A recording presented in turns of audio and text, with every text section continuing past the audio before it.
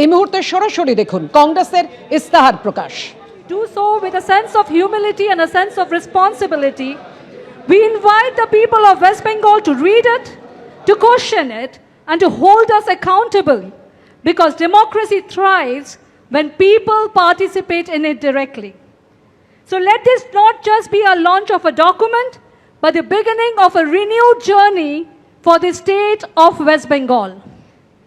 I would first like to welcome and request our Honorable President, Sri Shubhankar Sarkar, our PCC President, to kindly felicitate and welcome our AICC President, Sri Mallikarjun Kharge ji.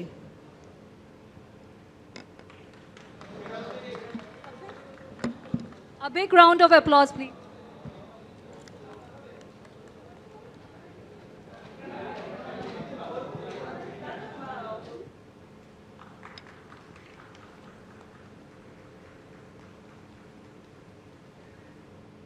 মোথাবাড়িতে বিচারকদের উপর হামলার ঘটনায় এনআইএকে তদন্ত ভার দিল supreme court.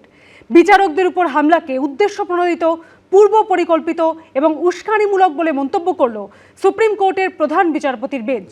সেই সঙ্গে supreme court আরও বলল, রাজ্য প্রশাসন ব্যর্থ হলে কি করতে হবে আমরা জানি। Pilot is no more there. Our pilot car has suffered accident due to these hurdles, due to the hurdles of bamboos and the hurdles and the bricks. We are traveling alone. High Court, take care of my children. SIR এর কাজ করতে গিয়ে মহিলা বিচারকের এই আর্তনাদ নাড়িয়ে দিয়েছে গোটা দেশকে, জানিয়ে আগেই উদ্বেগ প্রকাশ করেছিল সুপ্রিম কোর্ট। আর সোমবার মালদার মোথাবাড়ির সেই ঘটনার তদন্তভার এনআইএকে দিল সর্বোচ্চ আদালত। বুধবারের ঘটনাকে উদ্দেশ্য প্রণোদিত, পূর্ব পরিকল্পিত এবং উস্কানিমূলক বলেও মন্তব্য করল প্রধান বিচারপতির বেঞ্চ।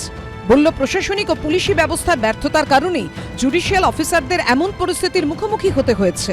সেই সঙ্গে সুপ্রিম কোর্ট হুঁশিয়ারির সুরে বলল, রাজ্য প্রশাসন ব্যর্থ হলে কি করতে হবে আমরা জানি। সুপ্রিম কোর্টের নির্দেশে আগেই নির্বাচন কমিশন এনআইএর টিমকে মোথাবাড়ি পাঠিয়েছিল। সেখানে একাধিক দলে ভাগ হয়ে অনুসন্ধান চালিয়েছিলেন তদন্তকারীরা। একেবারে টাইম লাইন ধরে ধরে তথ্য সংগ্রহ করেছেন তারা। এদিন সুপ্রিম কোর্টে সেই রিপোর্ট জমা দিল এনআইএ। সুপ্রিম কোর্টের প্রধান বিচারপতি সূর্যকান্ত, বিচারপতি জয়মাল্য বাগচি ও বিচারপতি বিপুল এম পাঞ্চলের বেঞ্চে এনআইএ জানায়, মোথাবাড়ি কাণ্ডে মোট 12টি এফআইআর হয়েছে। তার মধ্যে বিচারকদের ওপর আক্রমণের ঘটনায় 3টি এফআইআর এবং অন্য ঘটনায় বাকি 9টি এফআইআর দায়ের হয়েছে। মোট 24 জনকে গ্রেফতার করা হয়েছে। একই সঙ্গে এনআইএর তরফে জানানো হয়, যেহেতু ঘটনাটি স্কেডিউল অফেন্স নয়, তাই আমরা সরাসরি তদন্ত করতে পারছি না। স্থানীয় পুলিশ তদন্ত শুরু করেছে। তখন প্রধান বিচারপতি বলেন, আমরা যখন বলেছি তখন অসুবিধে কোথায়? দাঙ্গা কি স্কেডিউলড অফেন্স নয়? প্রশ্ন করেন বিচারপতি জয়মাল্য বাগচি। উত্তরে এনআইএর তরফে জানানো হয়, না, এটা এনআইএর আওতায় আসে না। তদন্ত শুরু করলে আমরা অন্য অভিযোগের তদন্ত করতে পারি। এরপরে সুপ্রিম কোর্ট নির্দেশ দেয় 12টি মামলারই তদন্ত করবে এনআইএ। তারা নতুন করে এফআইআরও করতে পারবে। সব মামলার তদন্ত রিপোর্ট জমা পড়বে কলকাতার বিশেষ এনআইএ আদালতে। রাজ্য পুলিশ অবিলম্বে কেস ডায়েরি আর সব নথি এনআইএকে হস্তান্তর করবে। পাশাপাশি এই ঘটনার নেপথ্যে যারা রয়েছে তাদের খুঁজে বের করার জন্য এনআইএকে নির্দেশ দিয়েছে সুপ্রিম কোর্ট। যাদের গ্রেফতার করা হয়েছে তাদের এনআইএর হাতে তুলে দিতে হবে এবং তাদের পুলিশ হেফাজত থেকে অবিলম্বে জেল হেফাজতে পাঠাতে হবে। সুপ্রিম কোর্ট কেন, বাকি সকলেই বুঝতে পারবেন যে ওখানে তৃণমূল কংগ্রেস আদৌ জড়িত নয় এবং ইচ্ছাকৃতভাবে, পরিকল্পিতভাবে একটা বিজেপির বি টিম, সি টিম, তারা বিচারকদের বিড়ম্বনায় ফেলে একটা নেগেটিভ বাতাবরণ তৈরি করে কেন্দ্রীয় সরকারকে এইসব এনআইএ ঢোকা, অমুক ঢোকা, তমুক ঢোকা, এগুলোর পথ করে দেওয়ার জন্য বিজেপির বি টিম, সি টিম এসব করেছে। সুপ্রিম কোর্ট বুঝতে পারছেন যে বাংলায় একটা অদ্ভুত ধরনের পরিস্থিতি তৈরি হয়েছে। এখানে ল অ্যান্ড অর্ডার বলে কিছুই নেই, না ল আছে না অর্ডার আছে।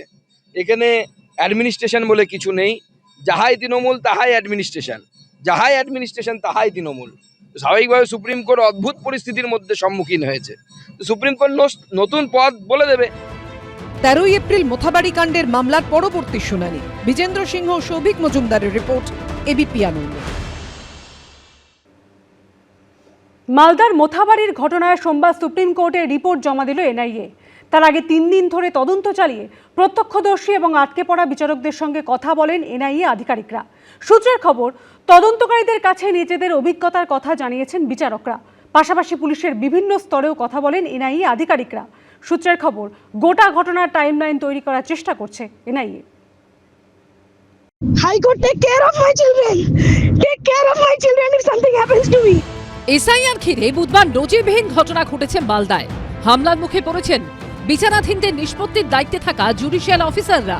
গত 3 দিন ধরে একাধিক দলে ভাগ হয়ে ঘটনা পুঙ্খানুপুঙ্খ খতিয়ে দেখেছে এনআইএ। সোমবার এনআইএ সেই রিপোর্ট জমা পড়ল সুপ্রিম কোর্টে। আর এদিনই মোথাবাড়িতে বিচারকদের উপর হামলার পুরো ঘটনার তদন্তভার এনআইএকেই দিল সর্বোচ্চ আদালত। বুধবার সকাল থেকে কালিয়াচক 2-এর বিডিও অফিসের গেটের সামনে প্রথমে মহিলারা জমায়েত শুরু করে, পরে তাতে যোগ দেন পুরুষরা। এরপর সময় যত এগিয়েছে ততই ভিড় বেড়েছে বিক্ষোভকারীদের। বিক্ষোভের জেরে সেদিন রাত পর্যন্ত বিডিও অফিসে আটকে থাকতে হয় 3 মহিলা সহ 7 জন জুডিশিয়াল অফিসারদের। এই বিষয়ে স্থানীয় ব্যবসায়ীদের সঙ্গে কথা বলেন এনআইএ আধিকারিকরা।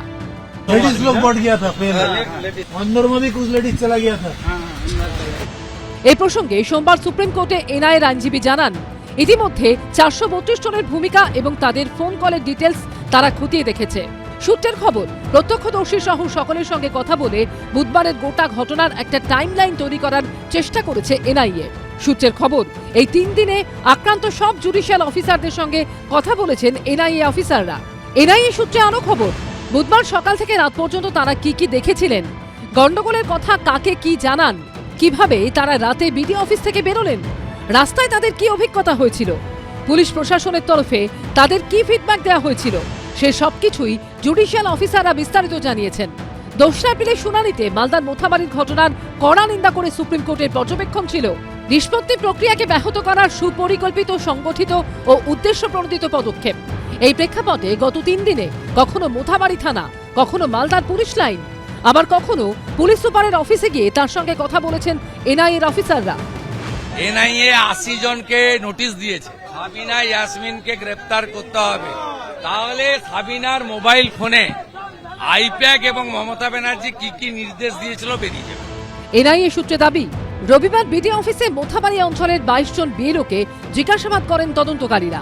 সূত্রের খবর, এসআইআরে মোট কতজনের নাম বাদ গেছে তার আভাস নেওয়া হয়। আর বুধবার বিডিও অফিসের বাইরে কত সংখ্যায় বিক্ষোভকারী জড়ো হয়েছিলেন সেই সংখ্যা মিলিয়ে দেখার চেষ্টা করেছেন এনআইএর আধিকারিকরা। সূত্রের খবর, তদন্তে উঠে এসেছে যত সংখ্যায় নাম বাদ গেছে তার থেকে বিক্ষোভকারীদের সংখ্যা ছিল বেশি। এনআইএ বিজেপি শাখা সংগঠন, এনআইএ অফিসাররা অনেক দক্ষ অফিসার আছেন, কিন্তু বিজেপির স্বার্থে তাদের লিখতে হচ্ছে, কাজ করতে হচ্ছে। এখন এজেন্সিগুলো যাই রিপোর্ট দেবে, যাই ডাকবে, সবটাই হচ্ছে বিজেপির রাজনৈতিক স্বার্থ চরিতার্থ করতে। ভোটের সময় তারা বিজেপির কথা মানতে বাধ্য হবেন, তার আলাদা কোনো তাৎপর্য নেই। সোমবার সুপ্রিম কোর্টে ঘটনার দিন মহিলা বিচারকদের আর্তনাদের ভিডিও দেখানো হয়। বিজেন্দ্র সিংহ, সৌভিক মজুমদার ও উজ্জ্বল মুখোপাধ্যায়ের রিপোর্ট, এবিপি আনন্দ। এবিপি আনন্দ, এগিয়ে থাকে, এগিয়ে রাখে।